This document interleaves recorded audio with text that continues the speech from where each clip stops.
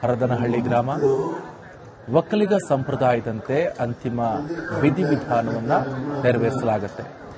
ಸಕಲ ಸರ್ಕಾರಿ ಗೌರವದೊಂದಿಗೆ ಅಂತ್ಯಕ್ರಿಯೆಯನ್ನ ಮಾಡಲಾಗುತ್ತೆ. ಇನ್ನೇನು ಕೆಲವೇ ಕ್ಷಣಗಳಲ್ಲಿ ಅಂತ್ಯಕ್ರಿಯೆಯನ್ನ ನೆರವೇರಿಸಲಾಗುತ್ತೆ. ಅರ್ಚಕ ಮಹೇಶ್ ಶರ್ಮಾ ಅವರ ನೇತೃತ್ವದಲ್ಲಿ ನಡೀತಾ ಇರುವಂತಹ ಕಾರ್ಗೆ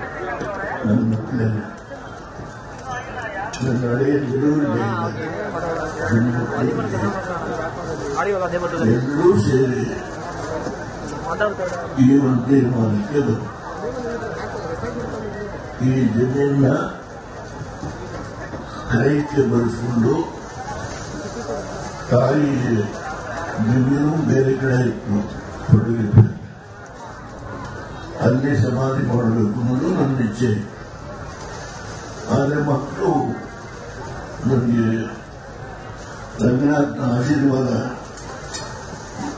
ನಾನು ಈ ದೇಶದ ಪ್ರಧಾನಮಂತ್ರಿ ಆಗುವ ಮಟ್ಟಕ್ಕೆ ಬೆಳೀಲಿಕ್ಕೆ ಒಂದು ಕಡೆ ರಂಗನಾಥನ ಆಶೀರ್ವಾದ ಇದ್ದರೆ, ಇನ್ನೊಂದು ಕಡೆ ನನ್ನ ಅಗಲಿ ಹೋಗಿರುವ ನಾನು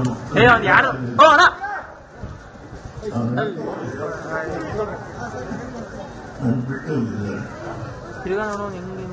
ಅವರು ಅದರಿಂದ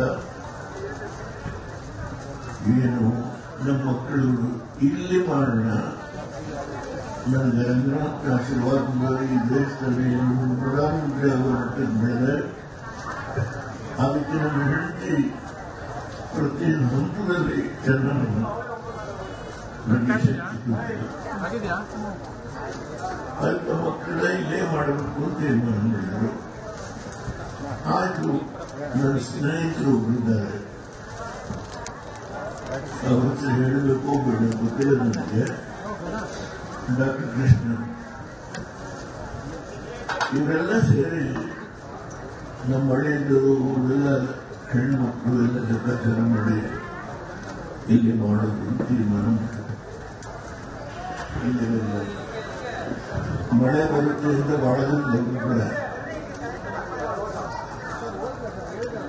ನಾನು ನನ್ನ ಡಾಕ್ಟರ್ ಕೂತರು ಹಿರಿಯ ಅಧಿಕಾರಿಗಳಿಗೆ ಎಳ್ಳಷ್ಟು ಮಳೆ ಅಲ್ಲ, ಅಲ್ಲಿ ಬಟ್ಟೆಯಲ್ಲಿ ನಮ್ಮನ್ನ ಸದಾ ಆಶೀರ್ವಾದ ಮಾಡ್ಕೊಂಡು ಬಂದಿರ್ತಕ್ಕಂಥ ರಂಗನಾಥ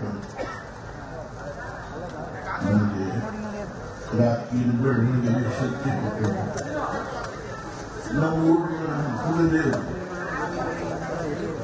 ಶೃಂಗೇರಿ ಬಂದು ಬಸವೇಶ್ವರ ಅನ್ನೋ ಹೆಸರಿನ ರಾಜಗೋಪುರ ಅದನ್ನು 5 ಕಳಶ 5 ಪ್ರಧಾನ ಒಂದು ಕಳಶ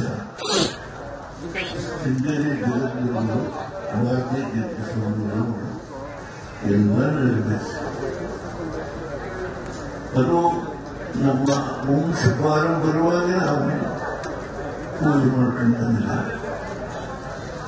ಅದರಿಂದ ಅಲ್ಲಿ ಒಂದು ಆಂಜನೇಯ ದೇವಸ್ಥಾನ 2ನೇ ಬೀದಿದೆ. ಆ ಹಿನ್ನೆಲೆಯಲ್ಲಿ ನಾನು ರಾತ್ರಿಯಲ್ಲಿ ಬೆಳೆದಿದ್ದೇನೆ. ಅದಕ್ಕೆ ನನ್ನ ಒಂದು ಕಡೆ ರಂಗನಾಥ, ಒಂದು ಕಡೆ ನನ್ನ ಕುಲದೇವರು ದೇವೇಶ್ವರ ಅಂತ ಹೆಸರಿಟ್ಟಿದ್ದಾರೆ, ಒಂದು ಕಡೆ ಆಂಜನೇಯ. ಈ ಹಿನ್ನೆಲೆಯಲ್ಲೇ ಬೆಳೆದ ನಾನು. ಅದಕ್ಕೆ ನನ್ನ ಕುಟುಂಬದ ಎಲ್ಲರೂ, ನಮ್ಮ ಹೆಣ್ಮಕ್ಳು ಎಲ್ಲರೂ ನನ್ನ ಬೆಳವಣಿಗೆಗೆ ಬಂದೆಲ್ಲ ಸಹಕಾರ ಕೊಟ್ಟಿದ್ದಾರೆ. ಇದಕ್ಕೆಲ್ಲ ನನ್ನ ಹೆಂಡತಿ ಅನ್ನಪೂರ್ಣೇಶ್ವರಿ ನಾನು ಉಪೇಕ್ಷೆಯಿಂದ ಮಾತನಾಡಿದೆ. ಅವರ ಬೆಳವಣಿಗೆ ನನ್ನ ರಾತ್ರಿ ಬೆಳವಣಿಗೆ ಆಗಲಿ ನಾನು ನಗರದಿಂದ ಕಳಿಸ್ತೀನಿ. ನಗರದಿಂದ ಅವರನ್ನು ಸ್ವಾಮಿಯ ಸಾನ್ನಿಧ್ಯಕ್ಕೆ ಬಿಡಿ ಅವರು ಕಳಿಸ್ಕೊಡ್ತೇನೆ. ಈ ಹಿನ್ನೆಲೆಯಲ್ಲಿ ಇವತ್ತು 4 ಮಕ್ಕಳು 2 ಹೆಣ್ಣು ಮಕ್ಕಳು ಪೂಜೆ ಮಾಡಿ ಅಂತ ಹೇಳಿ ಉದ್ದೇಶ ಇತ್ತು. ನಾನು ಪುಣೆ ಮಾಡಿದ್ದು ನನ್ನ ಬೆಳವಣಿಗೆ ಹೇಗೆ ಅವರು ಪ್ರತಿ ಹಂತಕ್ಕೆ ಅವರ ಚಿಕ್ಕ ಮಕ್ಕಳು ಕೆಲವರು ಹುಟ್ಟಿದ್ರು, ಕೆಲವರು ಹುಟ್ಟಿದ್ದಿಲ್ಲ. ಹೇಗೆ ಅವರನ್ನು ಎತ್ಕೊಂಡು ಬಂದು ನಿಶ್ಚಯಕ್ಕೆ ಮಾಡಿದ್ರು ಒಂದು ಆನಂದವ ಕೆಲಸ. ಅದರಿಂದ ನಮ್ಮ ಮಕ್ಕಳು ಮಾಡಿ ಅಂತ ಹೇಳಿದ್ರೆ ಮಕ್ಕಳು ಮಾಡಿ ಅಂತ ಹೇಳಿದ್ರೆ ನಾನು ಕೊನೆ ಮಾಡಿದೆ. ಎಲ್ಲ ಚೆನ್ನಾಗಿ ಆ ಈಶ್ವರನ ವಿಷ್ಣುವಿನ ಪ್ರಾರ್ಥನೆ ಮಾಡಿದ್ರೆ ವಿಷ್ಣುವೇ ರಂಗನಾಥ ಮಾಡಿದರೆ ತುಂಬ ಸಂತೋಷ. ನಮ್ಮ ಗುರುಗಳು ಕಳೆದ 5 ವರ್ಷದ ಪ್ರತಿ ಮಂಗಳವಾರ ನರಸಿಂಹನಿಗೆ, ಲಕ್ಷ್ಮೀ ನರಸಿಂಹನಿಗೆ, ವೆಂಕಟೇಶ್ವರನಿಗೆ, ಲಕ್ಷ್ಮಿಗೆ, ಗರುಡನಿಗೆ ಪ್ರತಿ ಮಂಗಳವಾರ ಪೂಜೆ ಮಾಡಿ ಮನೆಗೆ ಪ್ರಸಾದ ಅವರ ಸಾನ್ನಿಧ್ಯದಲ್ಲೇ ನಡೆದಿದೆ. ಅಲ್ಲೇ ನಮ್ಮ ಮಹೇಶ್ ಶರ್ಮ ಪ್ರತಿ ಹಂತದಲ್ಲಿ ಅವರು ಎಲ್ಲ ಕಾರ್ಯಕ್ರಮದಲ್ಲೇ ನಮ್ಮ ಕುಟುಂಬಕ್ಕೆ ಶ್ರೇಯಸ್ಸನ್ನು ಅವರು ಬರ್ತಕ್ಕಂಥ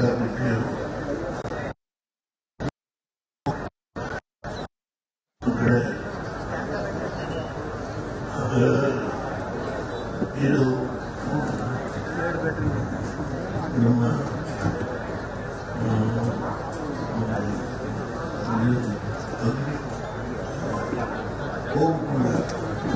ಗೋಕುಲದಲ್ಲಿ ಎಲ್ಲ ಶಾಸ್ತ್ರಗಳು ಬಹಳ ವಿರೋಧಿದೆ. ಹೋಮ ಮಾಡೋದು ಎಲ್ಲ ಮಾಡಿದ್ದಾರೆ. ಅವ್ರದ್ದು ಒಂದು ಸಹಕರಿಸಿದ್ದಕ್ಕಂತ ಎಲ್ಲ ನಮ್ಮ ನಮಸ್ಕಾರ ಹೇಳ್ತೇನೆ. ಇವತ್ತು ನಮ್ಮ ಶ್ರೀಮತಿಯವರು ಅವರ ಶಾಂತಿ ಆಮೇಲೆ ನನ್ನೆಲ್ಲ ಎಷ್ಟು ಚೆನ್ನಾಗಿ ನನ್ನ ಕುಟುಂಬದವರು ಎಲ್ಲರೂ ಸೇರಿ ಮಾಡಿದ್ರು. ನನ್ನೆಲ್ಲ ಅನ್ನಮಯನ ಅನುಸಂತಕ್ಕೆ ಮಾಡೋದು ಸಾಯಂಕಾಲ ತೀರ್ಮಾನ ಮಾಡ್ತಾರೆ. ಇದೇ ಕಾಲದಲ್ಲಿ ಅನುಸಂತಕ್ಕೆ ಮಾಡ್ತಾರೆ. ಅದರಿಂದ ನಾವೇನು ಪ್ರಮಾಣದಲ್ಲಿ ಮಾಡಬೇಕು ಅಂತ ಇದ್ದೇವೆ ಅಂದರೆ ಪ್ರಕೃತಿ ನಮಗೆ ಸಹಕಾರ ಕೊಡಬೇಕು. ಆ ನಂಬಿಕೆಯನ್ನು ನನಗೆ ನಾನು ಪ್ರತಿಯೊಬ್ಬರು ಮಾಡಬೇಕು. ಇಷ್ಟು ಹೇಳಲಿಕ್ಕೆ ನೀವು ವೃತ್ತಿಗಳು, ಗುರುಗಳು, ಮಹೇಶ್ ಅವರು, ನೀವುಗಳು ಇಲ್ಲಿ ನೆರವೇರ್ತಕ್ಕಂಥ ಎಲ್ಲ ನಮ್ಮ ಅಭಿಮಾನಿಗಳು. ನಾವೆಲ್ಲರಿಗೂ ನನ್ನ ಕುಟುಂಬದಲ್ಲಿ ಜೋಡೆಂದಿರುತ್ತಾರೆ. ಅವರು ನನ್ನ ಹೆಂಡತಿ ಆರೋಗ್ಯಕ್ಕೆ ಯಾವ ಸಂದರ್ಭದಲ್ಲಿ ಏನೇನು ಮಾಡಿದ್ದಾರೆ ಅದೆಲ್ಲವೂ ನೆನೆಸ್ಕೊಳ್ತೀನಿ. ಆದ್ದರಿಂದ ಯಾರಲ್ಲೂ ಕಿಂಚಿತ್ತೂ ಕೂಡ ಇವತ್ತು ನನ್ನ ಪರೀಕ್ಷೆ ಮಾತಾಡೋದಿಲ್ಲ. ಎಲ್ಲರೂ ಅದನ್ನು ಆನಂದವಾಗಿ ಇದು ನನ್ನ ಕಿರಿ ಮಗ ರಮೇಶ್ ಮುಂದಿನ ಕಾರ್ಯಕ್ರಮ ಮಾಡಬೇಕು, ಅದನ್ನು ಮಾಡಿಸಿ ಅಂತ ಹೇಳಿ ನಿಮ್ಮಲ್ಲಿ ಪ್ರಾರ್ಥನೆ.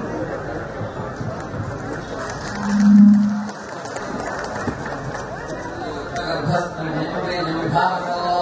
अनन्तपुण्यफलं मदश्चान्निर्दयत्समे नानागोत्रेभ्यः नानानामेभ्यः ब्राह्मणेभ्यः येभ्यस्तेभ्यः संसदते भक्तं नमो नमः।